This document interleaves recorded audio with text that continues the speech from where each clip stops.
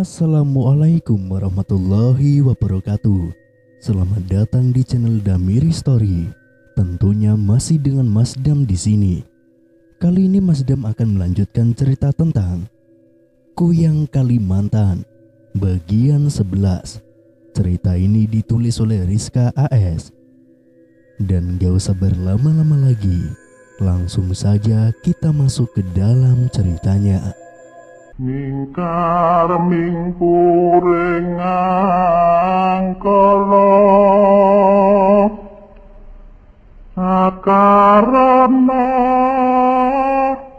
karena marti siwi.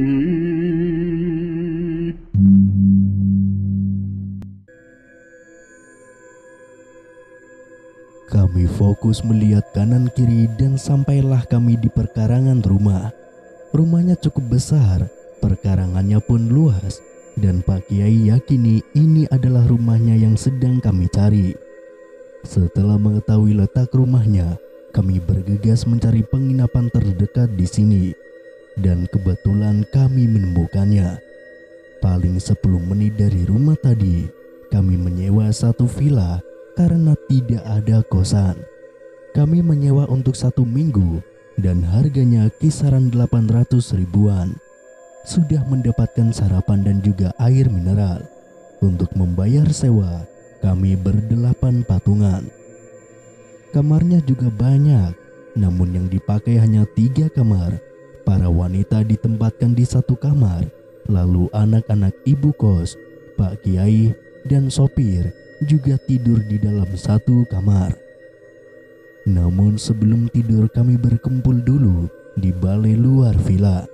Pak Kiai mau mengatakan sesuatu soal kelanjutan besok bagaimana. Untuk pertama-tama saya akan menjelaskan mengapa saya mengajak anak-anak pria ini untuk ikut.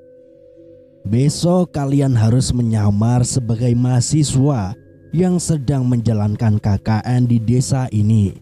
Dan KKN itu biasanya dijalankan lebih dari 5 orang.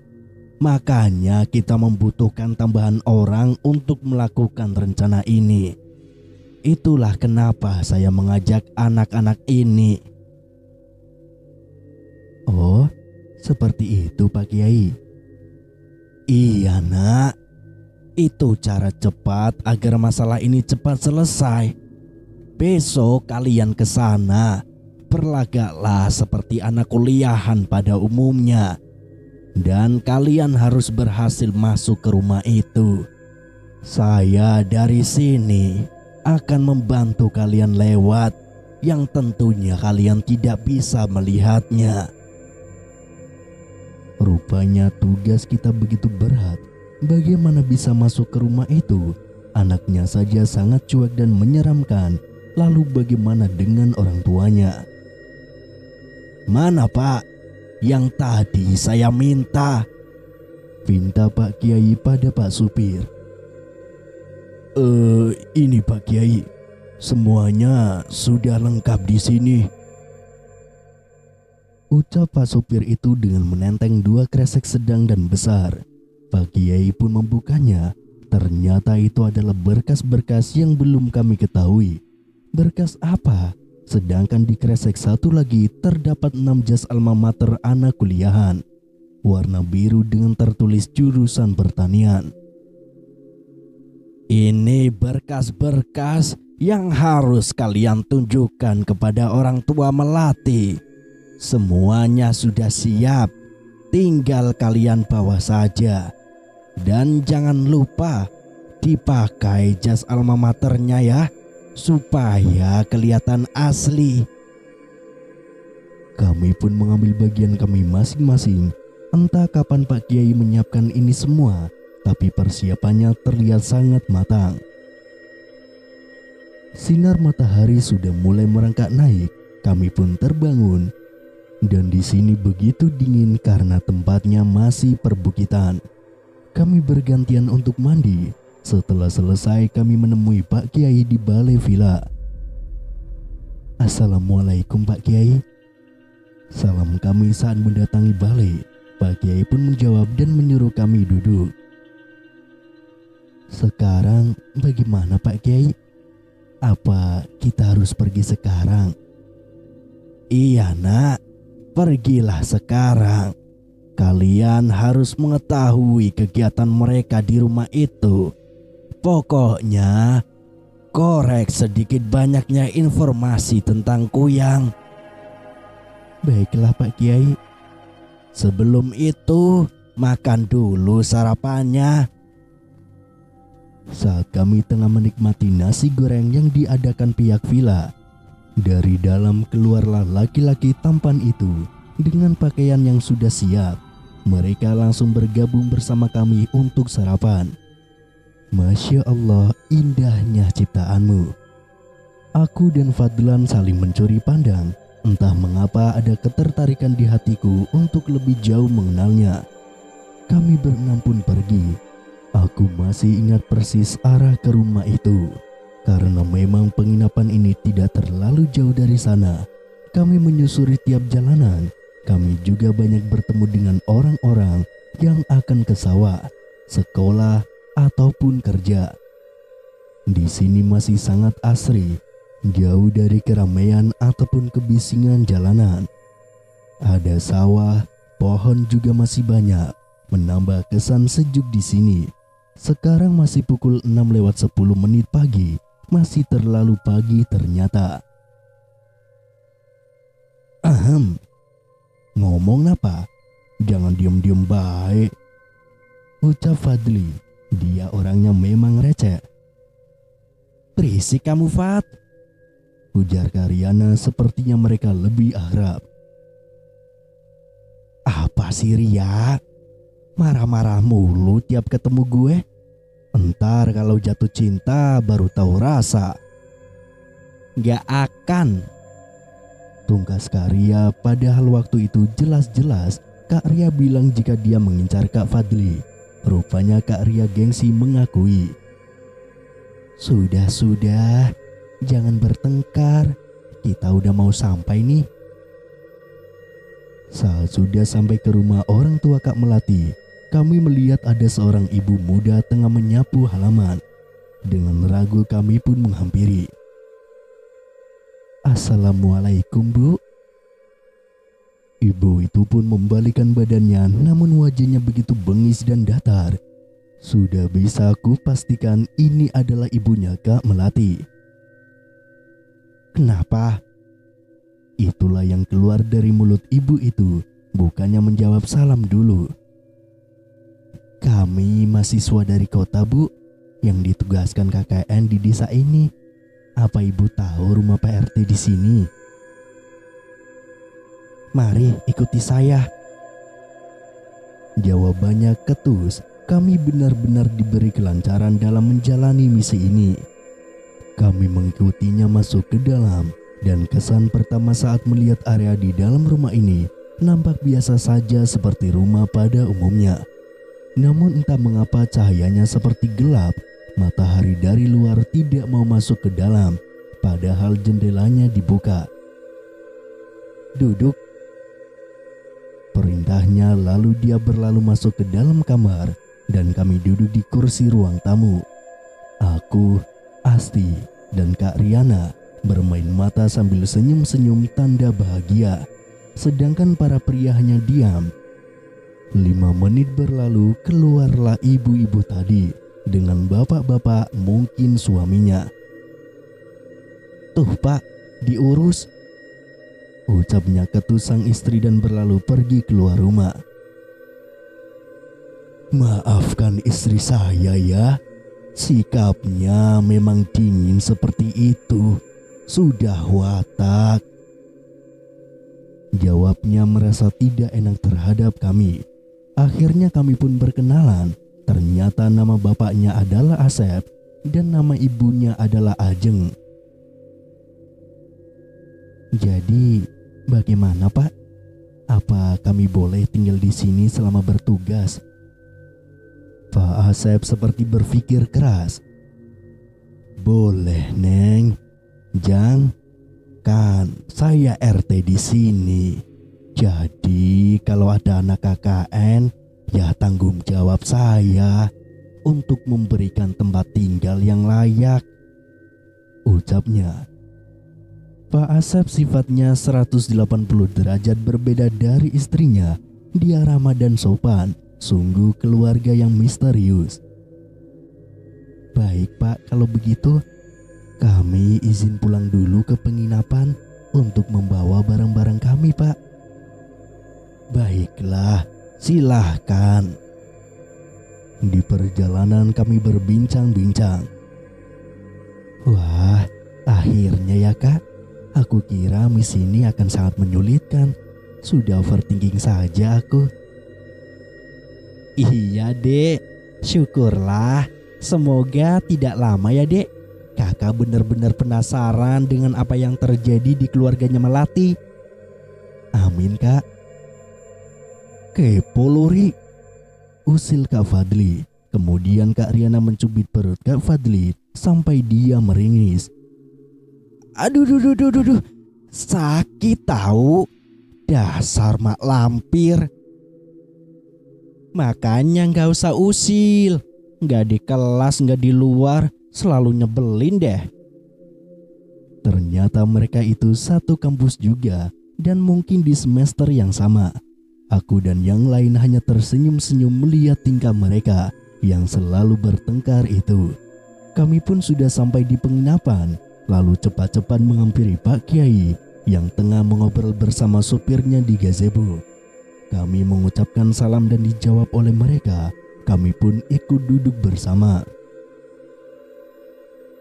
Apa tugasnya menyulitkan kalian? Tidak Pak Kiai, kami sudah berhasil masuk ke rumah itu.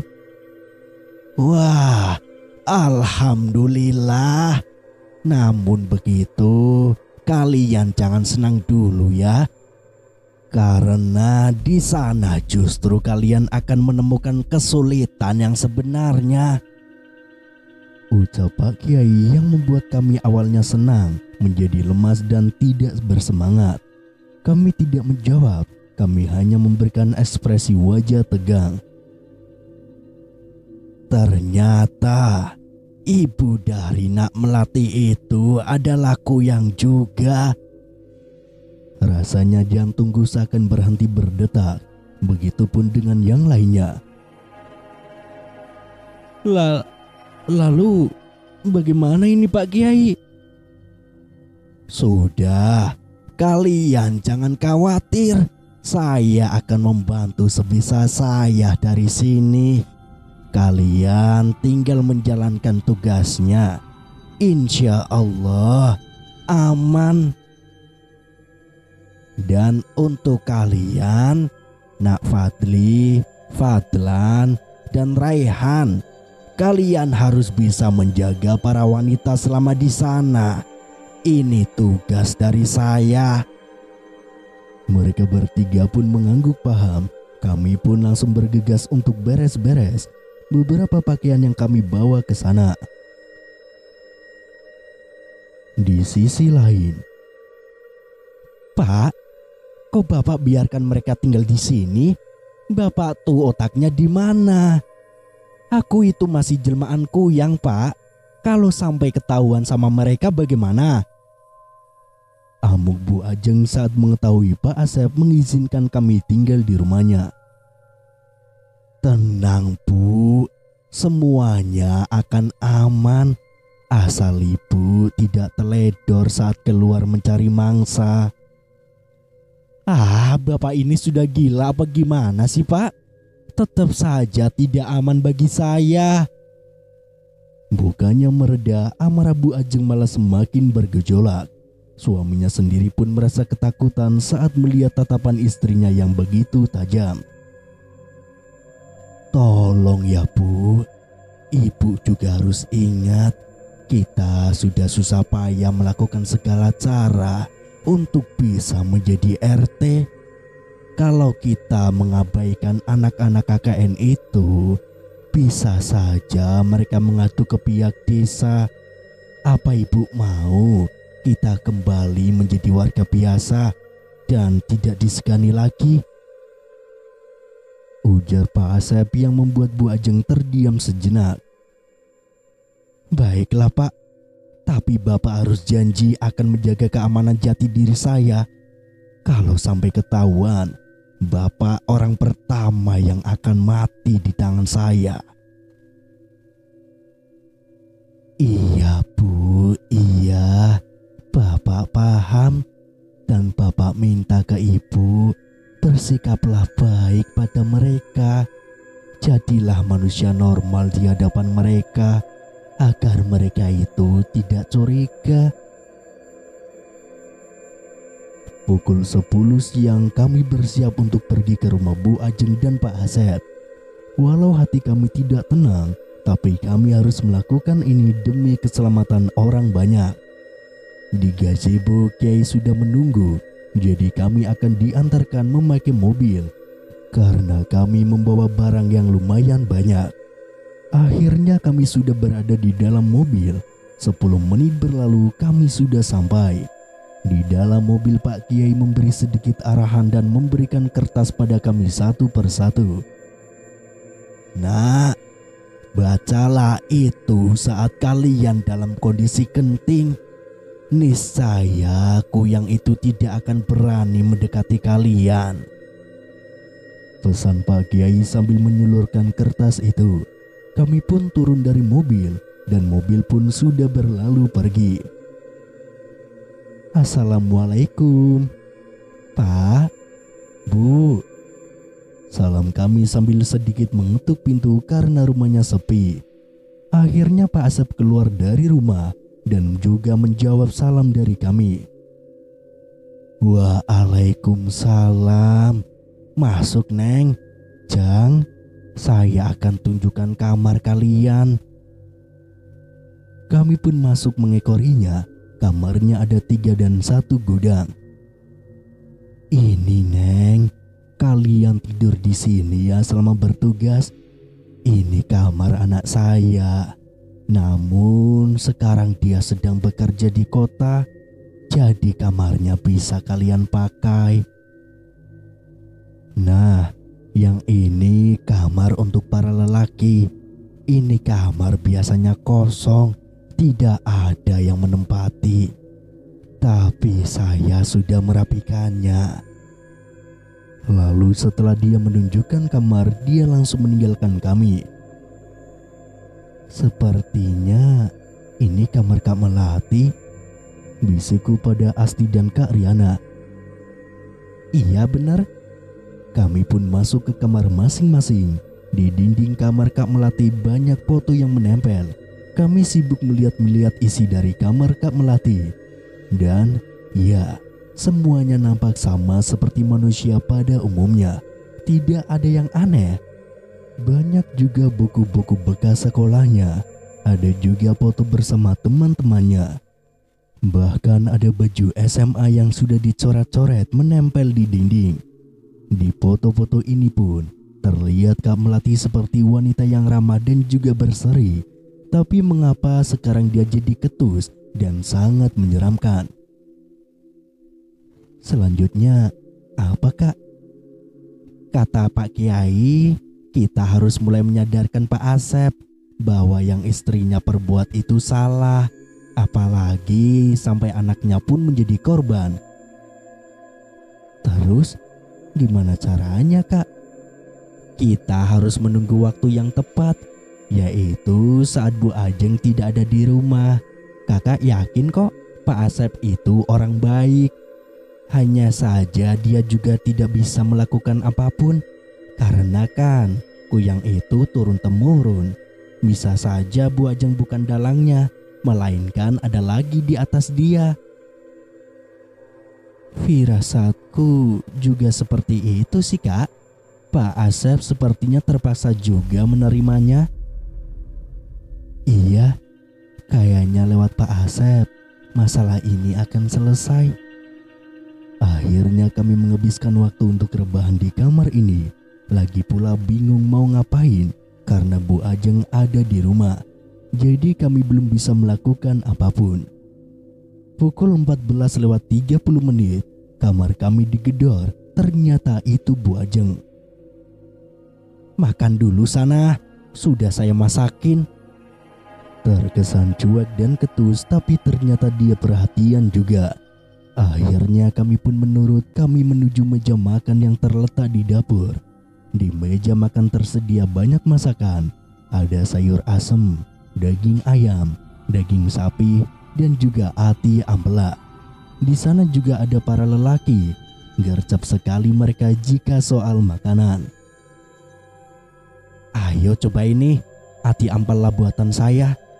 Rasanya beda dengan ati ampela biasa, ucap Bu Ajeng, namun kami sadari ada gurat senyum misterius di wajahnya. Ah, tidak Bu, kami makan sama sayur asem aja. Ini udah cukup, iya kan? Aku sangat tahu bentukan hati ampela dan juga daleman ayam, karena dulu ibu sering memasak ini. Namun ini beda, serat di dalam dan di luarnya beda. Ini lebih seperti ari-ari bayi. Mengingat itu aku rasanya ingin muntah. Ayo dimakan. Bu Ajeng melotot saat menerima penolakan dari kami. Tidak perlu Bu, terima kasih. Kami ambil sayur dan ayamnya saja ya Bu. Kami izin makan di kamar saja. Dengan tergesa kami menyendok nasi lalu pergi meninggalkan Bu Ajeng dalam kemarahannya. Saat sudah di kamar kami buru-buru mengunci pintu. Para lelaki juga malah ikut masuk ke sini. Sedangkan di dapur berisik sekali, seperti banyak barang yang dibanting. Jujur kami sangat takut dan cemas. Tapi kami ingat setiap dekat dengan dia kami harus membaca doa yang diberikan Pak Kiai. Setelah membaca doa itu kami baru mulai makan. Ini masih siang, tapi seperti sudah malam di sini. Sangat gelap dan menguji adrenalin. Kalian tenang saja. Selama ada kami, kalian pasti aman kok, ucap Raihan dan dianggukkan oleh dua saudaranya. Iya, terima kasih banyak. Pak Asep, kemana ya? Dia tidak ada di rumah. Mungkin dia sedang keluar, Dek. Sudah, jangan panik. Ayo selesaikan makanannya. Di luar kamar keadaan sudah mulai damai. Tidak ada lagi suara membanting-banting sesuatu. Namun begitu kami tidak berani keluar kamar. Takut jika Bu Ajeng melakukan sesuatu kepada kami. Gara-gara kami tidak mau memakan masakannya. Untunglah di kamar Kak Melati sudah tersedia kamar mandi. Jadi kami mencuci piring di situ saja memakai sabun mandi. Ada dua jendela menghadap ke belakang, namun di belakang adalah kebun yang tidak ada rumah warga. Kami hanya berdiam diri di dalam kamar. Tanpa terasa sore sudah datang. Sekarang pukul 5 sore dan malam ini adalah malam Jumat Kliwon. Apakah Bu Ajeng akan mencari mangsa atau bahkan dia akan mengganggu kami? Di luar terdengar suara langkah kaki pria. Sepertinya itu Pak Asep. Kami akhirnya memberanikan diri untuk keluar dari kamar. Kami akan menaruh piring bekas makan tadi. Dan saat kami melangkah ke dapur, benar saja itu Pak Asep, dia sedang makan di meja makan. Dan aku lihat dia juga hanya memakan sayur asem dan juga ayam goreng saja. Neng, sudah makan? Sudah Pak, ini kami mau menyimpan piringnya. Oh iya Pak, kok Bapak hanya makan sama sayur dan ayamnya saja? Itu kan ada ati ampela Pak. Tiba-tiba saja Pak Asep tersedak hingga batuk-batuk. Ya ampun Pak, apa yang saya ucapkan itu salah ya Pak? Maafkan saya ya Pak. Tidak Neng, saya hanya keselak. Oh, makanan ini kesukaan istri saya. Jadi saya hanya memakan sayur dan ayam. Kalian juga kalau mau makan sebaiknya makan ini saja. Sepertinya Pak Asep benar-benar menutup rapat siapa itu istrinya. Baiklah Pak, kami masuk ke kamar lagi ya Pak, karena tugasnya mulai hari besok. Pak Asep hanya mengangguk, kami pun masuk kembali ke dalam kamar. Kelihatannya kalau Pak Asep tuh sebenarnya baik. Dia saja tidak memperbolehkan kita makan makanan aneh itu. Begitupun dengan dia. Ya udah, kita sholat yuk. Udah mau azan sambil wudhu gantian, ucap Kak Riana. Aku duluan yang mengambil wudhu lalu Asti, sedangkan Kak Riana terakhir. Namun pas keluar dari kamar mandi dia hanya mencuci wajah. Kenapa Kak? Tidak jadi wudhu? Aku hai dek, ini lagi nyari pembalut kakak. Karena memang tanggal-tanggalnya kakak datang bulan. Perasaanku mulai tidak enak. Bu Ajeng itu kan kuyang. Bagaimana jika dia mengganggu Kak Riana? Ya Allah, mengapa semuanya bersamaan seperti ini? Akhirnya azan pun berkumandang. Aku dan Asti sholat bareng. Sedangkan Kak Ria hanya duduk di kasur menunggu kami. Baru saja kami selesai sholat, tiba-tiba pintu digedor dengan begitu kencangnya. Buka pintu! Teriaknya dari luar. Aku yang masih menggunakan mukena tergesa-gesa membuka pintu. Dan diikuti oleh Kak Ria dan juga Asti. Kenapa Bu? Wajah Bu Ajeng sangat menyeramkan, di kelopak matanya mulai menghitam. Kalian kalau mau ibadah di masjid sana, jangan di sini, mengganggu saja. Astagfirullah Bu, kami kan sholat di kamar, tidak di depan ibu. Bagaimana bisa mengganggu? Ini rumah saya, jadi gimana saya dong? Pokoknya kalau kalian mau sholat jangan di rumah ini. Lalu datanglah Pak Asep memakai sarung, baju koko dan juga peci. Dia sepertinya habis sholat. Loh, ada apa ini Bu? Tuh Pak, lihat, mereka sholat di rumah ini.